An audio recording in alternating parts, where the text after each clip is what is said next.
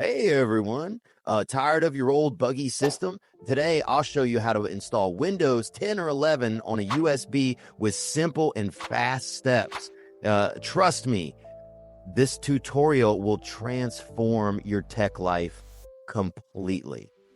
Before we start, don't forget to subscribe to the channel, leave a motivating comment, and let's reach 200 likes to support more amazing content. Step-by-step tutorial, downloading the official Windows version. Step 1, open any browser and search for Windows 11 on Google. Click on the first result to access the official Microsoft page. Why the official version? It's free of bugs and ensures your device stays secure, unlike modified versions, which can expose you to hacking risks. Selecting the right version, scroll down the page until you see the Select Download option. Choose the operating system, Windows 11, click Download, and wait a moment. Next, select your preferred language and click 64-bit Download. The system file size is approximately 9 GB, so make sure your USB has enough space. Preparing your USB with Ventoy, download a small free tool called Ventoy. Search for it on Google and click the first link. Download and install the program.